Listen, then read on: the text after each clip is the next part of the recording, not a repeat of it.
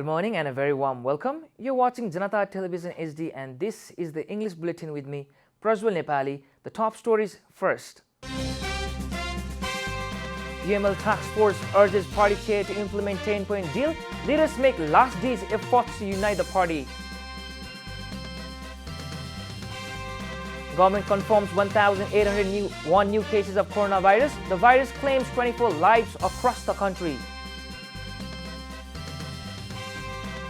NOC increases price of petroleum products, insists it is still facing massive loss despite price hike.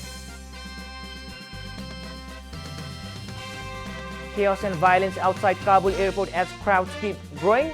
Civilians desperate to leave the country amid recent crisis. Michel Antonio sets record as Hammers beat 10-man Leicester, becomes the highest scorer in club history.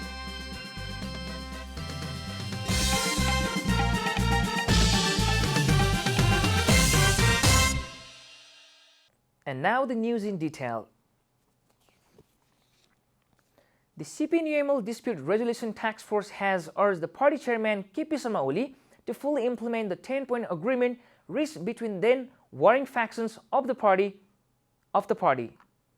Task Force team members representing former UML leader Madhav Kumar Nepal met the Oli at his residence in Balkot and appealed to implement the agreement. According to sources, they have reached an understanding to implement the 10-point agreement. Following the agreement, UML has called its standing committee member for today morning. UML Secretary Pradeep Gyawali confirmed that the 10-point deal was being implemented and today's standing committee meeting will correct the derailed course.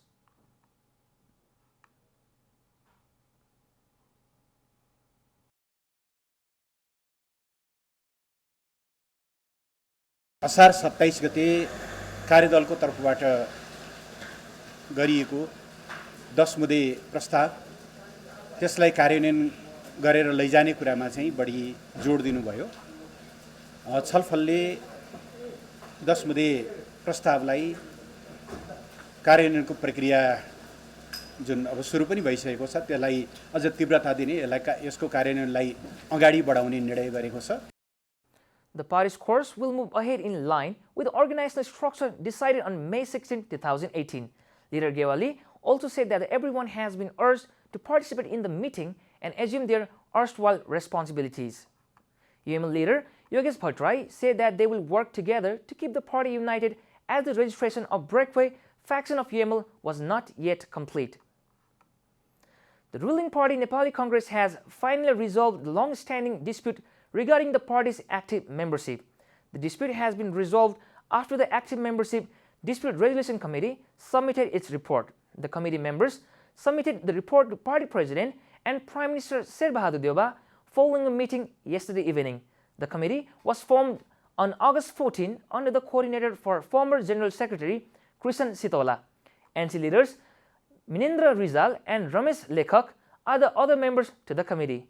The committee was asked to submit its report within August 18. However, the committee was able to submit its report only on August 23, 2021. Ruling parties including Nepali Congress, CPN Mao Center, among others have criticized the language used by UML lawmakers against House of Representatives Speaker Agni Prasad Sapkota at his office on August 19 and 20, 2021. A joint press release issued on behalf of these parties states that their serious attention has been drawn to the statement of using force against the speaker, which is inappropriate of parliamentary dignity.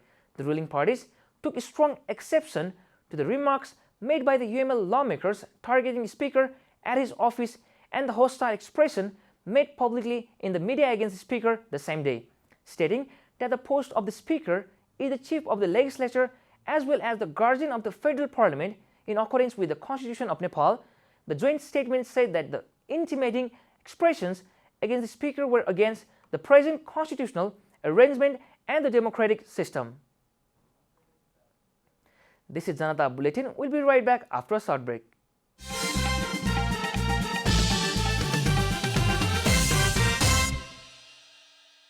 Welcome back after the break. We continue with other national news.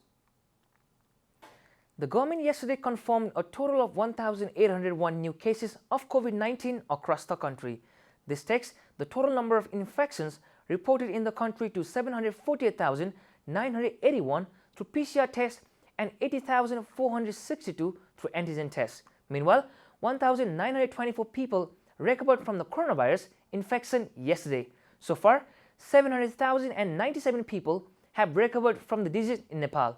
The recovery rate stands at 93.5%. The Ministry of Health and Population informed that 24 people succumbed to the COVID-19 yesterday. This takes the COVID-19 death toll to 10,533 in the country. The fatality rate in Nepal is 1.5%. The number of active cases of COVID-19 currently stands at 38,351. Likewise, 12,344 people were vaccinated yesterday. Altogether, 3.85 million people have been fully vaccinated against the coronavirus, while 4.94 million people have received their first dose of COVID-19 vaccine. Joint General Secretary of Nepali Congress, Dr. Prakash Saran Mahat, had stated that the cabinet expansion will be completed in a matter of days. Speaking at a program in Kathmandu yesterday, Mahat said that the cabinet would be expanded in a few days.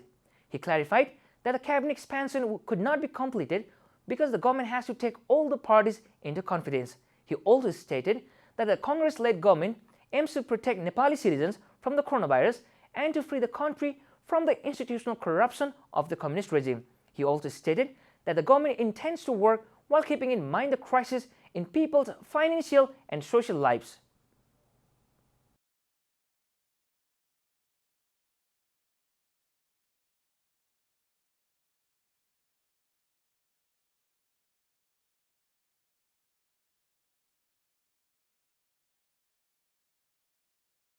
यो सम्पूर्ण नेपालीहरूलाई खोप सुनिश्चित गरेर यो संक्रमणबाट चाहिँ मुक्त गर्नु, भ्रष्टाचार मुक्त, जुन चाहिँ संस्थागत रूपमा भ्रष्टाचार कम्युनिस्ट शासनमा भयो त्यसको पुरा अन्त गरेर नेपाली कांग्रेस चाहिँ डिफरेन्ट, नेपाली कांग्रेस फरक हो। हामी यो चाहिँ संस्थागत भ्रष्टाचार मात्रै होइन, यो व्यक्तिगत रूपमा लोभ लालसा गर्ने कुराको पनि हामी अन्त्य गर्छौँ। According to Mahat, the Nepali Congress will only be able to work in the interest of the people once it forms a government with two-thirds majority. In addition, he stated that the leaders should not quarrel about the party's general convention. The upcoming general election, according to Joint General Secretary, Mahat, is crucial and they should move ahead hand in hand.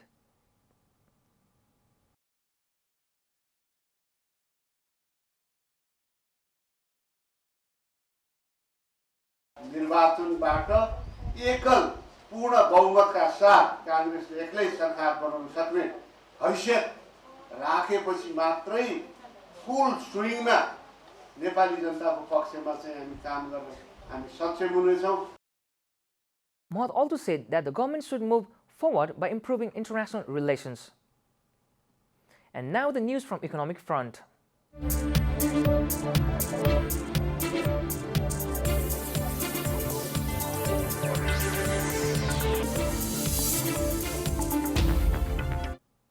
Nepal Oil Corporation has increased the price of petroleum products effective from yesterday midnight. Our report. According to NOC, the prices of petrol, diesel and kerosene have been increased by ₹2 per litre. With this, the price of per litre of petrol has reached ₹130 per litre. Similarly, diesel and kerosene will now be traded at ₹113 per litre. Similarly, the price of cooking gas has also gone up by ₹25 per cylinder. With this, the price of LP gas has reached ₹1,450 per cylinder. Aviation fuel for domestic consumption has increased by ₹2 per litre and reached ₹86, while aviation fuel for international flights have been fixed at $770 per kiloliter, with an increase of $16 per kiloliter. The NOC added that it is still bearing loss of Rs 8.42 per litre on petrol, Rs 2.64 on diesel, and Rs 420.75 per cylinder of LPG even after increasing the price. NOC spokesperson Binit Mani Upadhyay said that the NOC increased the price of petroleum products after facing a loss of Rs 1.15 billion in the last 15 days as per the recent price list received from the Indian Oil Corporation. Time for a short break here at Janata Bulletin. Stay tuned for international news.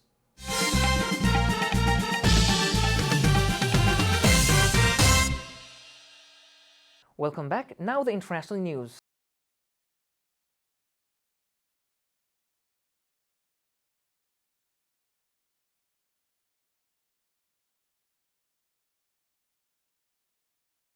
The crowds outside Kabul's Hamid Karzai International Airport continue to grow with each passing day of Taliban rule. What was initially a few hundred families outside the roundabout leading to the main entrance in the days since the Taliban force on August 15 has now ballooned to thousands of desperate men, women, and children. Control of the road leading to the north gate of the airport is divided between the Taliban, which mainly patrolled the roads, the last remaining members of CIA-backed Afghan intelligence forces, and foreign troops that are guarding the gate. The dusty road is congested with cars and rickshaws trying to get as close to the actual gate as possible, and people. Endless streams of civilians have been desperately trying to appeal to the US-supported forces for the evacuation. You're watching Janata Bulletin, and now the latest from the world of sports.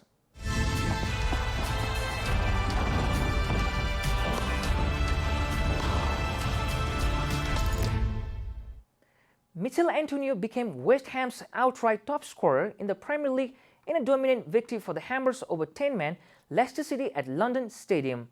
Antonio celebrated by lifting a cardboard cutout out himself after scoring his 40th top-flight goal to break Paulo Di Canio's club record.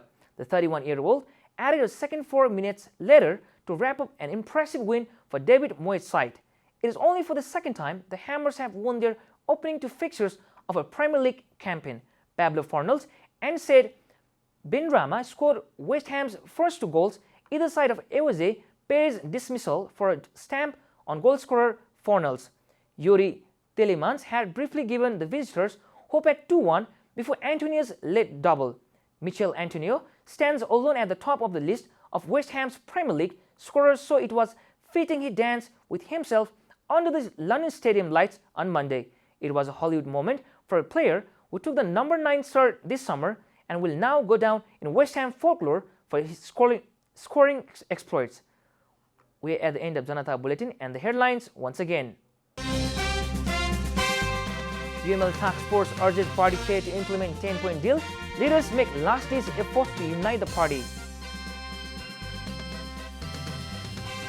Government confirms 1,801 new cases of coronavirus. The virus claims 24 lives across the country. NOC increases price of petroleum products, insists it is still facing massive loss despite price hike. Chaos and violence outside Kabul airport as crowds keep growing. Civilians desperate to leave the country amid recent crisis. And Michail Antonio sets record as Hammers beat 10-man Leicester becomes the highest scorer in club history.